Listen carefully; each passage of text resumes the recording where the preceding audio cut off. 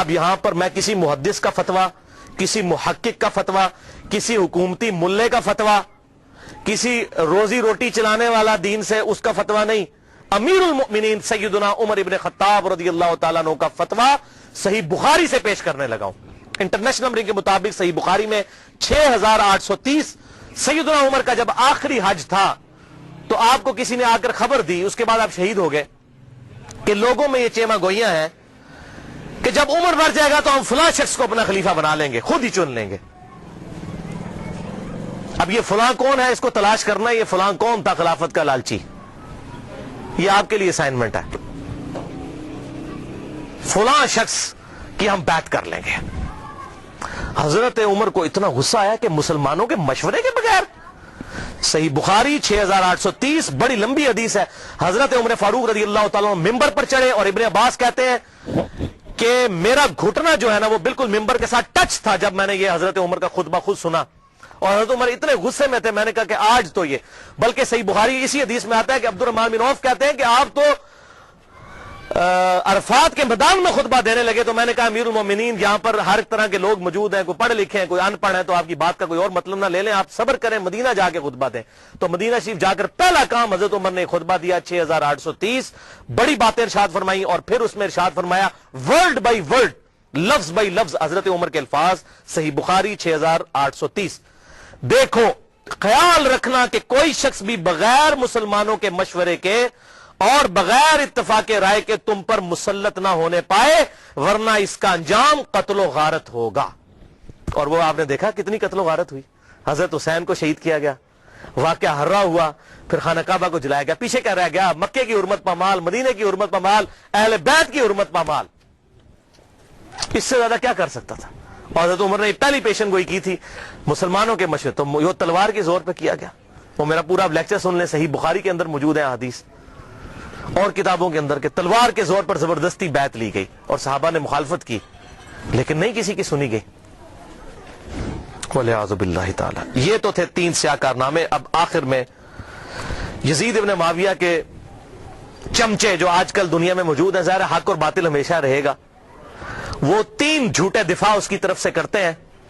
اب ان چیزوں کا تو ان کے پاس جواب نہیں ہے نا، تو کہتے ہیں یہ تو ہے ٹھیک ہے، لیکن اس کی فضیلتیں بھی آئی ہیں، وہ میں پوسٹ مارٹم کرنے لگا ہوں، کس طرح وہ امت کو دھوکہ دیتے ہیں۔ لیکن ایک دفعہ دروشی پڑھ لیجئے، اللہم صلی علی محمد وعلی آل محمد کما صلیت علی ابراہیم وعلی آل ابراہیم انک حمید مجید، اللہم بارک علی محمد وعلی آل محمد کما بارکت علی ابراہیم وعلی آل ابراہیم انک حمید مجید۔ پہلا جھوٹا دفاع، وہ جی قسطنطینیہ، یہ عربی میں قسطنطینیہ ہے، اردو میں ہم قسطنطنیہ کہتے ہیں، اس کی بشارت یزید پر فٹ ہوتی ہے کہ جو پہلا لشکر قسطنطنیہ پہ حملہ کرے گا تو وہ بخشے جائیں گے۔ آج کل اس قسطنطینیہ کا نام ہے استنبول، ترکی کا شہر ہے، ترکی کا استنبول، بعد میں اس کا نام رکھا گیا۔ استنبول کا مطلب ہے اسلام ان بلک، اسلام کا گڑھ۔ تو پہلے یہ کیسر روم، جو رومن امپائر دنیا کی سب سے بڑی امپائر تھی، جو جنگ یرموک میں گھٹنے ٹیک گئی سیدنا عمر کے سامنے، یہ اس کا گڑھ تھا قسطنطینیہ۔ اب وہ حدیث سن لیں کس طریقے سے یہ دھوکہ دیتے ہیں۔ صحیح بخاری میں انٹرنیشنل نمبرنگ کے مطابق 2924 نمبر حدیث ہے کہ آپ صلی اللہ علیہ وسلم نے ارشاد فرمایا، میری امت کا پہلا لشکر جو کیسر روم کے شہر پر جنگ کے لیے جائے گا، اللہ نے ان کی مغفرت کر دی ہے۔ صحیح بخاری 2924، اس میں قسطنطینیہ کا ذکر ہی کہیں موجود نہیں ہے، کیسر روم کا شہر۔ اور حضور صلی اللہ علیہ وسلم کے زمانے میں کیسر روم کا شہر جو تھا حمص تھا۔ اگر اس شہر کو مانا جائے تو ابو عبیدہ ابن جرح حضرت عمر فاروق رضی اللہ تعالیٰ عنہ کے دور میں انہوں نے حمص کے اوپر حملہ کیا تھا، وہ یہ بشارت ان کے لیے ہے۔ یزید کی پیدائش سے بھی 20 سال پہلے کی بات، 15-20 سال پہلے کی۔ لیکن وہ کہتے ہیں نہیں جی حمص پہ حملہ کرنے سے پہلے کیسر روم وہاں سے بھاگ کے قسطنطنیہ میں چلا گیا تھا۔ ٹھیک ہے، اسی تو پیچھے نسنے جناب، تو ہم چھڑ دیں نہیں، چور نو گھر تک پہنچا کے آواں گے۔ تو اس لیے یہ ابو عبیدہ بن جرح کے لیے بشارت نہیں ہے کیونکہ ابو عبیدہ ابن جرح نے جب حملہ کیا تو وہ پہلے کیسے روم اپنا دارالخلافہ چھوڑ کے قسطنطنیہ میں چلا گیا تھا. چلو دی for the sake of argument agree. تو اس میں ہے کہ امت کا پہلا لشکر جو قسطنطنیہ پہ حملہ کرے گا. اگر میں آپ کو کہوں کہ انڈیا اور پاکستان کی پہلی جنگ 1997 میں کارگل کی ہوئی ہے تو آپ مان لیں گے؟ نہیں. آپ کہیں گے جناب عقل کے ناخن لیں, 97 میں جنگ ضرور ہوئی تھی لیکن پہلی نہیں تھی. پہلی 1948 میں ہوئی, دوسری 1965 میں ہوئی, تیسری 1971 میں ہوئی, چوتھی کارگل میں ہوئی 1997 میں. اور اگر پاکستان اور انڈیا کی پہلی جنگ کی میں بات کر رہا ہوں تو آپ کو پتا ہوگا اس سے مراد 1948 ہے. 1997 اگر لیں گے تو میں کہوں گا آپ اپنے دماغ کا علاج کروائیں. تو یہاں پر بشارت ہے کہ پہلا لشکر جو حملہ کرے گا قسطنطنیہ کے اوپر, یا قسطنطنیہ ہم اردو میں کہتے ہیں, اس کے لیے ہے یہ بشارت.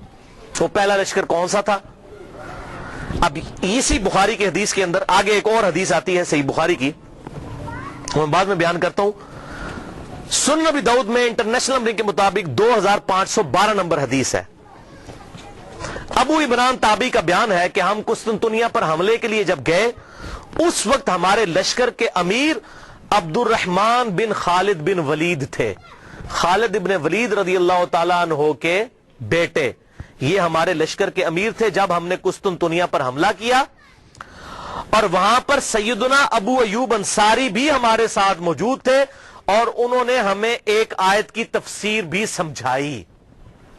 اور پھر سیدنا ابو ایوب انصاری رضی اللہ تعالیٰ عنہ قسطنطنیہ کے حملوں میں شریک ہوتے رہے حتیٰ کہ ایک حملے کے دوران وہ فوت ہو گئے اور وہیں پر دفن ہوئے. تو جس حملے میں حضرت ابو ایوب انصاری فوت ہوئے وہ حملہ پہلا ہوگا, یا جس میں وہ زندہ تھے وہ پہلا ہوگا؟ جس میں زندہ تھے اس لشکر کے امیر تھے عبد الرحمن بن خالد بن ولید. یہ کوئی تاریخ نہیں میں پڑھ رہا ہوں, سنن ابی داؤد 2512. اب بخاری سے وہ لیتے ہیں, حدیث اٹھاتے ہیں اور فٹ کرتے ہیں یزید پہ. وہ سن لیں, صحیح بخاری کتاب التہجد چیپٹر میں 1186 نمبر حدیث ہے کہ ابو ایوب انصاری موجود تھے قسطنطنیہ پہ حملے میں رضی اللہ تعالیٰ عنہ, اور اس وقت لشکر کا امیر یزید ابن معاویہ تھا. یہ 54 ہجری کی بات ہے کیونکہ اس وقت امیر معاویہ مسلمانوں کے حاکم تھے, انہوں نے اپنے بیٹے کو لشکر کا امیر بنایا. یہ 54 ہجری کا واقعہ ہے. اور اسی حدیث میں موجود ہے ابو ایوب انصاری رضی اللہ تعالیٰ عنہ اسی حملے کے دوران جس میں امیر لشکر یزید تھا فوت ہو گئے. تو جس حملے میں وہ فوت ہوئے وہ لشکر پہلے ہے, یا جس میں وہ زندہ تھے اور حدیثیں بیان کرتے رہے وہ پہلے ہے؟ اور اس میں اس کے بعد کتنے حملے ہوئے؟ یہ بھائی یزید والا لشکر 7واں یا 8واں لشکر تھا, اور وہ جو میں نے پہلے بیان کیا وہ بھی پہلا نہیں تھا, وہ دوسرا تھا. پہلا لشکر جو یزید سے بہت پہلے 33 ہجری میں جب ابھی یزید کی عمر 5-6 سال تھی اس وقت پہلا لشکر حملہ آور ہوا, اور اس کا ذکر موجود ہے احادیث کی کتابوں کے اندر. وہ میں حوالہ بھی دے دیتا ہوں. یہاں پر میں ایک بات بتا دوں, قسطنطنیہ پھر فتح کسی سے بھی نہیں ہوا, نہ صحابہ سے, نہ تابعین, نہ تبع تابعین, نہ تبع تابعین. یہ جا کر تقریباً پھر 9ویں صدی کے اندر 800 سال کے بعد سلطان محمد فاتح نے قسطنطنیہ فتح کیا تھا, 900 سال کے بعد. تو فتح ان سے نہیں ہوا, لیکن بشارت پہلے حملہ کرنے والے کے لیے تھی, فتح کی اس میں گارنٹی نہیں تھی. تو اس حوالے سے ایک پوری بک ریسرچ پیپر آ چکا ہے. شیخ زبیر علی زئی رحمہ اللہ کے شاگرد ہیں, اس دور کے بہت بڑے محقق ہیں. ہے ویسے شیخ زبیر علی زئی صاحب سے عمر میں بڑے ہیں, وہ میں ان سے ملا ہوں, پیور جینٹل مین ہے. ڈاکٹر ابو جابر عبداللہ دامانوی, یہ اہل حدیث میں بہت قدر کی نگاہ سے دیکھے جاتے ہیں, بہت بڑے محقق ہیں اسماء و رجال کی فیلڈ کے.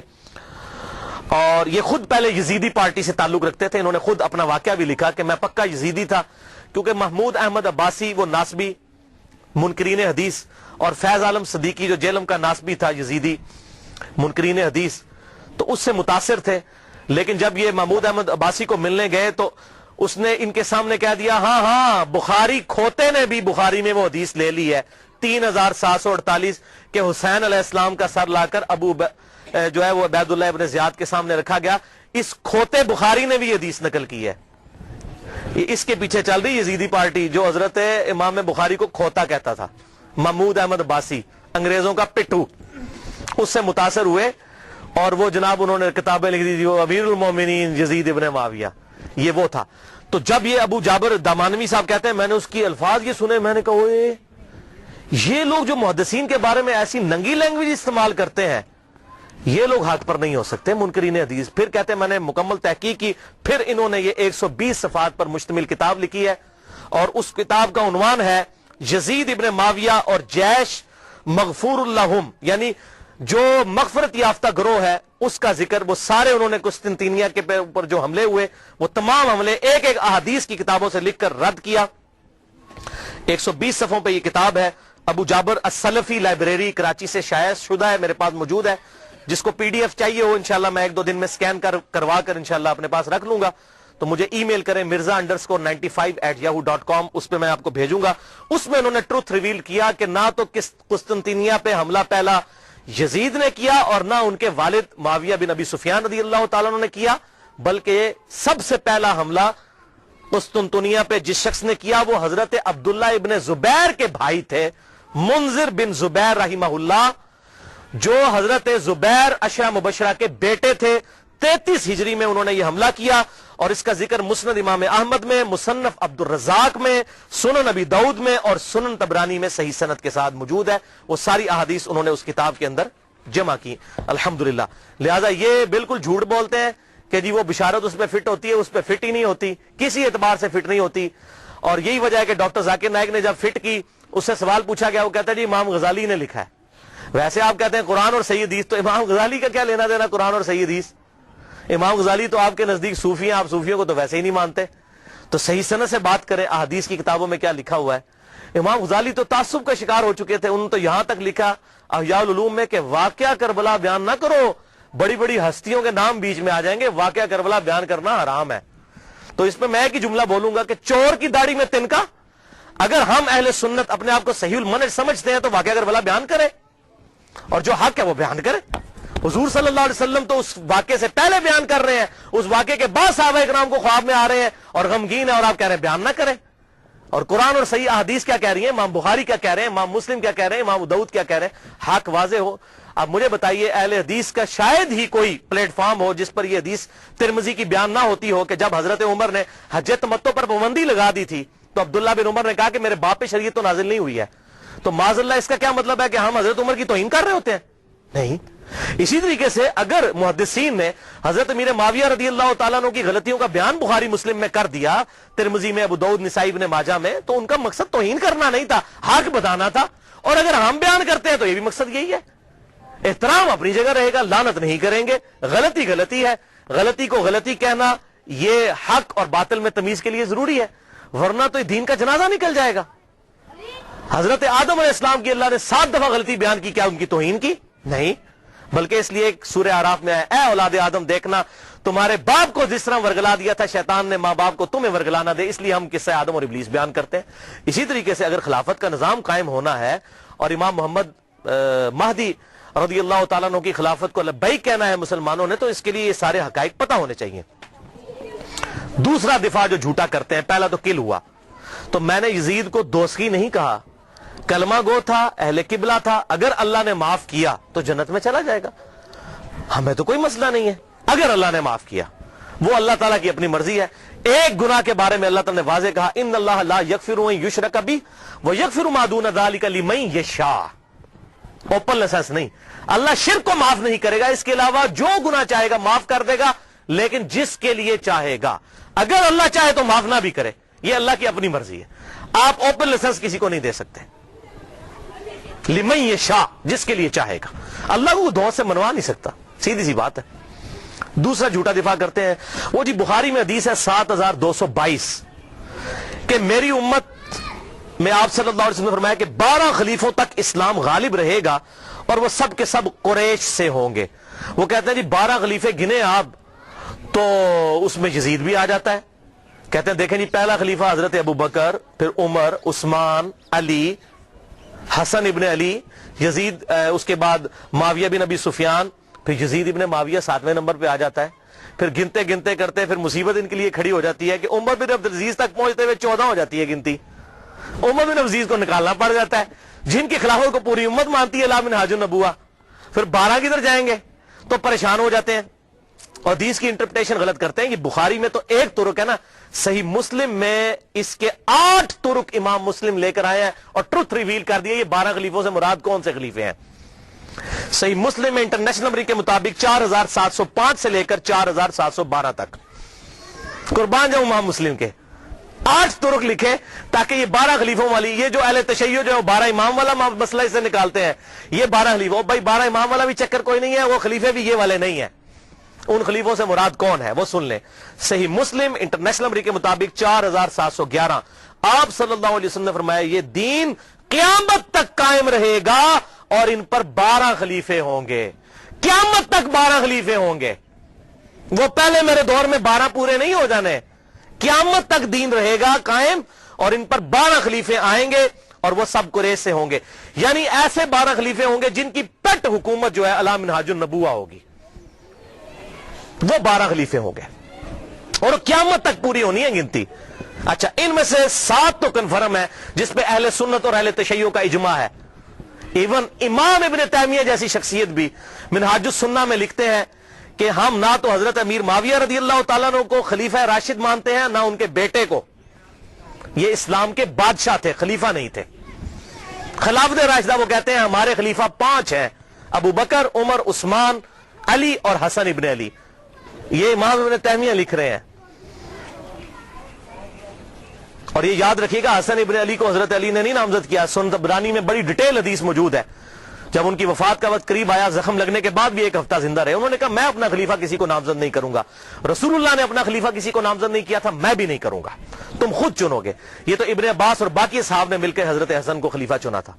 لہذا یہ بات یاد رکھیے گا, حضرت حسن ابن علی کو حضرت علی نے اپنا جانشین نہیں بنایا. وہ کیسے بنا سکتے تھے؟ حضور کی تربیت یافتہ تھے الحمدللہ. اور یہ بات میں نے اہل سنت اہل تشیع دونوں علماء سے کنفرم کی ہے. اہل تشیع کے ہاں بھی کوئی روایت نہیں ہے کہ حضرت حسن ابن علی کو حضرت علی نے اپنے بعد خلیفہ نامزد کیا ہو, اور ان کے ہاں بھی یہی بات ملتی ہے جو طبرانی کے اندر موجود ہے. میں امت کے اوپر چھوڑتا ہوں, امت خود سلیکٹ کرے گی اپنا خلیفہ. تلوار کی دھونس پہ نہیں ہو سکتا, میرے ریگارڈ کی وجہ سے نہیں ہو سکتا. بہرحال ان کو تو حضور نے خود ہی کہہ دیا میرا بیٹا سید ہے. یہ صحیح بخاری کے اندر, اس میرے بیٹے حسن کی وجہ سے مسلمانوں کے 2 گروہوں میں صلح ہو جائے گی. ان کو تو حضور خود سید اور سردار کہہ گئے اور کہا اس کی وجہ سے صلح ہوگی, یہ قربانی کرے گا. اور وہی ہوا بعد میں حضرت علی کی شہادت کے 6 مہینے کے بعد. اور اسی کو امام ابن تیمیہ نے لکھا کہ حضور صلی اللہ علیہ وسلم نے فرمایا تھا خلافت 30 سال تک رہے گی. وہ 30 سال ربیع الاول 41 ہجری میں پورے ہوئے جب حسن ابن علی نے خلافت امیر معاویہ کے حوالے کی. اور اس کی ریزن کیا تھی, صلح حسن کیوں ہوئی, وہ میرا مسئلہ نمبر 101 دیکھ لیں, آپ کو حقائق کھل کر سامنے آ جائیں گے کہ یہ حضرت حسن ابن علی نے کیوں کام کیا, تاکہ حق لوگوں کے سامنے واضح ہو جائے. 20 سال کا دور دیکھیں پھر پتہ چل جائے گا اصل مسئلہ کیا تھا.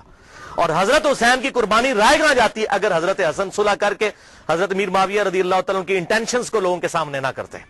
یہ بات یاد رکھیے گا, یہ میں نے اس لیکچر میں بتایا. بہرحال تو امام نے تیمیہ نے بھی کہا کہ یہ خلیفہ جو ہے یہ 5 متفق لے, تو ٹوٹل 7 پہ آج تک امت متفق ہے اہل سنت اور اہل تشیع. پہلے خلیفہ ابو بکر, دوسرے عمر, تیسرے عثمان, چوتھے علی, 5ویں حسن ابن علی, 5 ہو گئے جی, اور چھٹے خلیفہ عمر بن عبد العزیز. یہ 6 ہیں علی منہاج النبوہ. اور 12ویں خلیفہ امام محمد مہدی, جن کے بارے میں اہل سنت اور اہل تشیع کے ہاں کامن احادیث موجود ہیں. سنن نبی داؤد میں پورا چیپٹر ہے, مسند امام احمد کے اندر پورا چیپٹر موجود ہے کہ اس وقت تک قیامت قائم نہیں ہوگی جب تک کہ میری بیٹی فاطمہ کی اولاد میں سے میرے ہی نام پر محمد بن عبداللہ, جس کے باپ کا نام میرے باپ کے نام پر ہوگا, جس کی ماں کا نام میرے ماں کے نام پر ہوگا, جب تک وہ شخص نہ پیدا ہو جائے جو پوری دنیا کو انصاف سے بھر دے گا, اس وقت تک قیامت قائم نہیں ہوگی. کیونکہ اللہ تعالیٰ کا وعدہ ہے هو الذی ارسل رسولہ بالہدی ودین الحق لِيُظْهِرَهُ عَلَى الدِّينِ كُلِّهِ وَلَوْ كَرِهَ الْكَافِرُونَ وَلَوْ كَرِهَ الْمُشْرِكُونَ. وہی اللہ ہے جس نے اپنے محبوب صلی اللہ علیہ وسلم کو دین حق الہدا یعنی قرآن اور دین حق کے ساتھ مبعوث کیا تاکہ سارے ادیان پر غالب کر دے. اور یہ غلبہ قرب قیامت میں امام محمد مہدی کے ذریعے ہونا ہے. حضور کی بشارتیں موجود ہیں, وہ ہوں گے 12ویں خلیفہ. تو 7 کنفرم ہے, اس دوران وقتاً فوقتاً اچھے خلیفہ آئیں گے.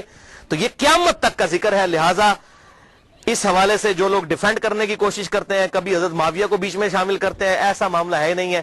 خود سارے اہل سنت لکھتے گئے کہ حضرت میر معاویہ رضی اللہ تعالیٰ عنہ اسلام کے خلیفہ راشد نہیں ہیں بلکہ خلافت راشدہ ابو بکر، عمر، عثمان و علی اور حسن ابن علی، وہ 30 سال مکمل ہوئے، وہ انشاءاللہ آگے حدیث آ بھی جائے گی۔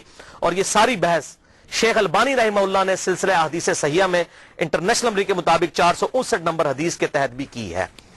اب تیسرا اور آخری جھوٹا دفاع جو آج کل مارکیٹ میں آیا ہے تازہ تازہ، اور یہ آخری ان کے پاس حربہ تھا، میں نے کہا اس کو بھی میں انشاءاللہ کلیئر کر دوں۔ وہ حدیث پیش کرتے ہیں المعجم الکبیر طبرانی سے، جلد 11 صفحہ 88، انٹرنیشنل نمبر کے مطابق 11138۔ سلسلہ احادیث صحیحہ میں شیخ البانی 3270 نمبر حدیث یہ لے کر آئے اور 459 نمبر حدیث کے تحت بھی یہ ساری بحث کی، اور اسی کو بنیاد بنا کر کچھ لوگوں نے میرے پمفلٹ کا جواب دینے کی کوشش کی، حالانکہ یہ 50 حدیثوں میں سے ایک حدیث کو بھی ایڈریس نہیں کیا۔ سوال گندم، جواب چنا، اور اس کو لے کر، اور وہ جب 50 حدیثوں کی بات کرتے ہیں کہتے ہیں جی ہمارے پاس ان حدیثوں کے جواب نہیں ہے، اللہ کے سپرد معاملہ۔ تو اللہ کے سپرد ہے تو آپ جگہ جگہ کیوں یزید کو جنت کی بشارتیں جھوٹی دیتے جا رہے ہیں؟ ہمیں کہتے ہیں آپ نے کیوں چھیڑا؟ میں آپ کو قسم اٹھا کے کہتا ہوں جب تک ڈاکٹر ذاکر نائک نے یہ مسئلہ نہیں اٹھایا تھا مجھے تو اس مسئلے کی کوئی تحقیق بھی نہیں تھی، میں نے بعد میں تحقیق کی۔ مسئلہ انہوں نے اٹھایا، ہم تو جواب دے رہے ہیں، جوتیاں ہمارے سر پہ مارتے ہیں، رونے پہ بھی بوندی ڈالتے ہیں کہ یہ مسئلے کیوں اٹھاتے ہیں؟ مسئلے تو آپ نے اٹھایا، اگر نہ آپ اٹھاتے اور امت کے اجماع کو نہ توڑنے کی کوشش کرتے ہم کبھی بھی جواب نہ دیتے۔ تو یہ طبرانی کا میں نے حوالہ دیا، اور اس سے حدیث پیش کرتے ہیں کہ آپ صلی اللہ علیہ وسلم نے فرمایا، یہ بڑی کھینچ تان کے حسن درجے تک انہوں نے پہنچائی ہے، میں ابھی اس کی تحقیق کروں گا کہ یہ حسن درجے میں پہنچتی بھی ہے کہ نہیں، چلے میں اس کو for the sake of argument تسلیم بھی کر دیتا ہوں، کیونکہ اس میں ابن شہاب آتا ہے اور وہ مدلس ہے، ان سے روایت کر رہا ہے۔ اب یہ ابن شہاب اگر زوری ہے تو پکا مدلس ہے اور یہ روایت ضعیف ہے، اگر کوئی اور ہے پھر اس کو بھی چیک کرنا ہوگا، یہ تدریس۔ بہرحال میں for the sake of argument اس روایت کو صحیح مان لیتا ہوں کہ آپ صلی اللہ علیہ وسلم نے فرمایا کہ امت کے پہلے حصے میں نبوت اور رحمت ہوگی، پھر خلافت اور رحمت ہوگی، پھر بادشاہت اور رحمت ہوگی، پھر امارت اور رحمت ہوگی، پھر تم امارت کے لیے ایسے لڑو گے جیسے گدھے آپس میں لڑتے ہیں، اس وقت تم پر جہاد فرض ہوگا، اور بہترین جہاد یہ ہوگا کہ مسلمان حکومت کی سرحد کے اوپر جا کر کافروں کے خلاف جہاد کیا جائے، مسلمانوں کو قتل نہ کریں آپ۔ یہ حدیث وہ پیش کرتے ہیں، تو بھائی پہلے اس حدیث کو خود پڑھ لیں۔ آپ صلی اللہ علیہ وسلم نے کیا فرمایا؟ نبوت اور رحمت، پھر خلافت اور رحمت، پھر ملوکیت اور رحمت۔ اس کو خلافت نہیں کہا، ملوکیت کہا، بادشاہت۔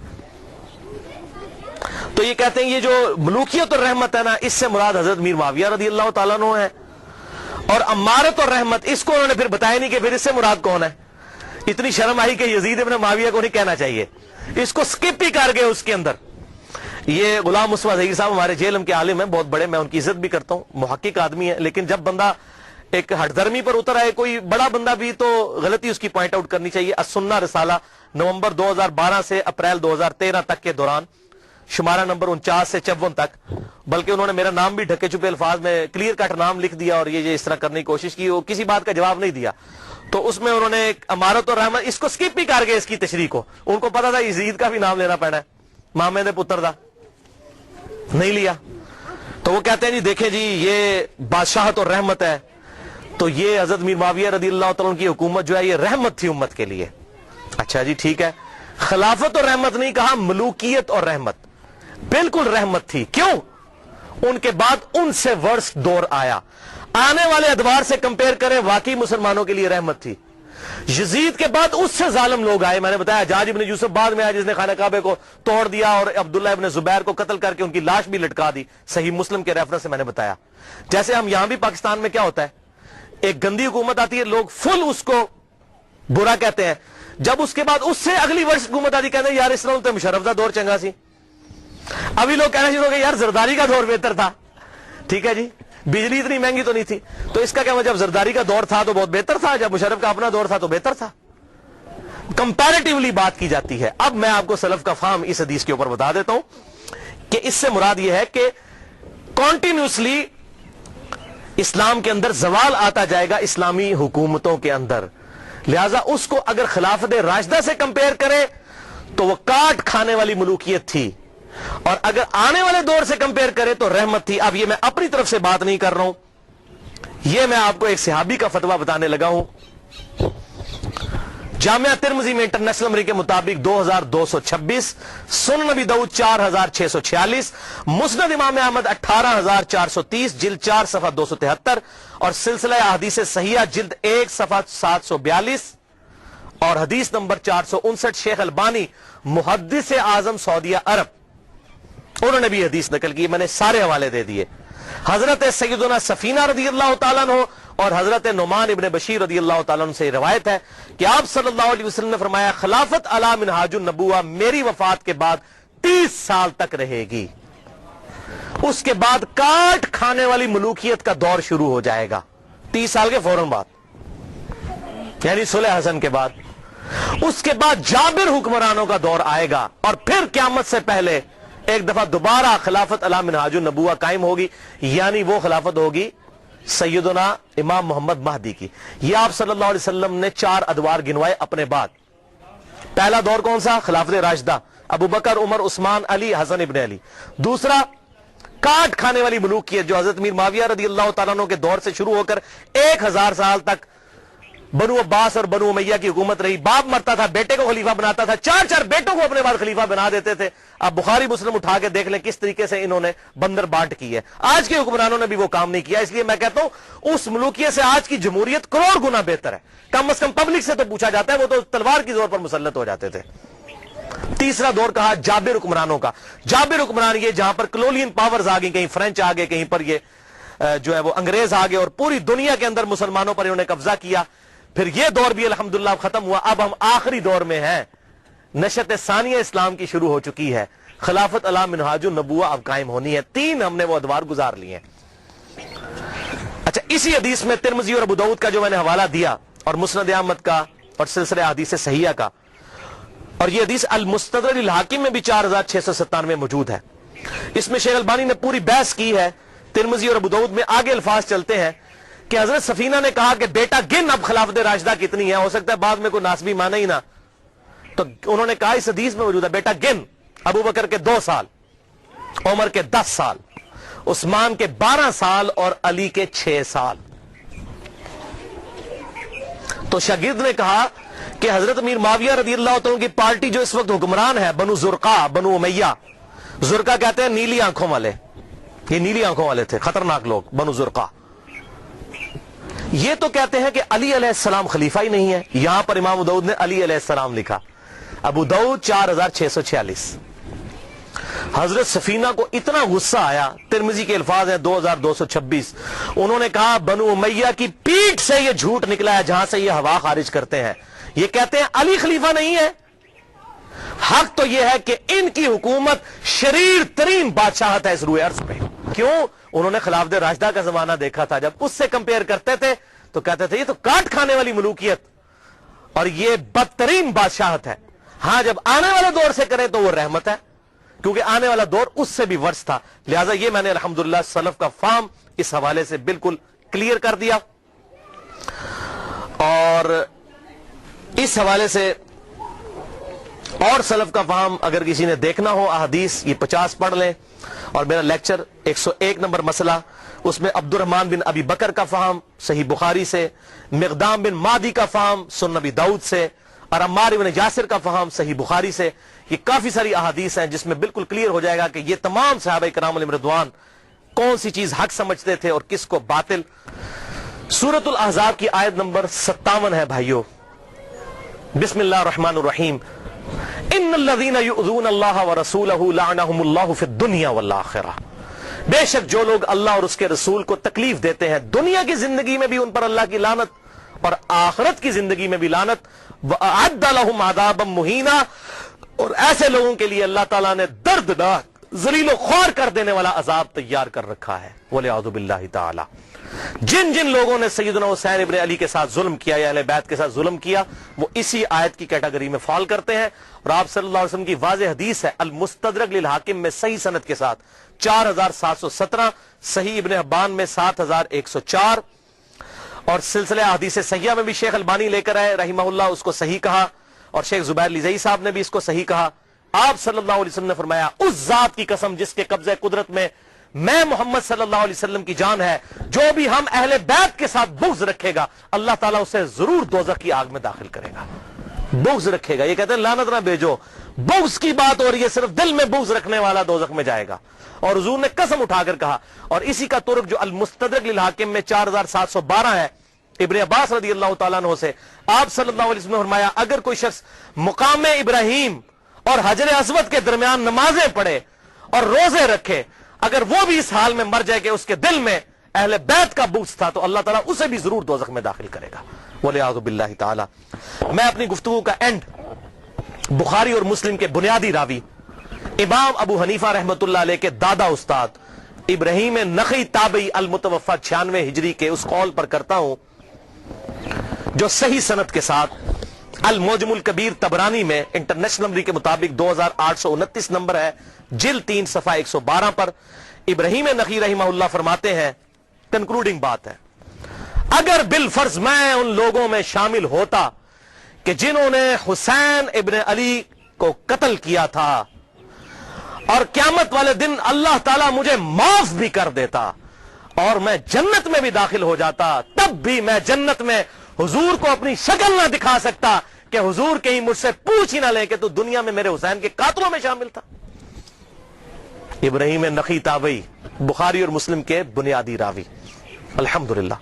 تو یہ ہمارے سلف کا فہم تھا. اس حوالے سے اللہ تعالیٰ سے دعا ہے جو حق بات میں نے کہی اللہ تعالیٰ ہمارے دلوں میں راسخ فرمائے, اگر جس بات میں میرے منہ سے کوئی غلط بات نکل گئی تو اللہ تعالیٰ ہمارے دلوں سے معاف کر دے, ہمیں کتاب و سنت کی تعلیمات پر عمل کر کے دوسرے بھائیوں تک پہنچانے کی توفیق عطا فرمائے.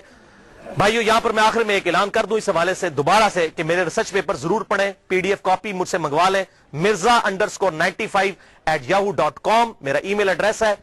یہ پی ڈی ایف کاپی اور آپ کو یہاں پر ہم سینکڑوں کی تعداد میں ہمارے پاس موجود ہیں, یہ ریسرچ پیپر آپ کو فری مل بھی جائیں گے ابھی لیکچر کے اینڈ پہ. اور دوسرا میرے یہ جو 10 لیکچر آج کو ملا کر یہ لیکچرز جو ہیں تلک عشرۃ کاملہ 10 مکمل ہو چکے ہیں فکر حسین کے حوالے سے رضی اللہ عنہ. اللہ تعالیٰ سے دعا ہے کہ ہمیں اس فکر کو پھیلانے کی توفیق عطا فرمائے. سبحانک اللہم و بحمدک اشہد ان لا الہ الا انت استغفرک و اتوب الیک وما علینا الا البلاغ المبین.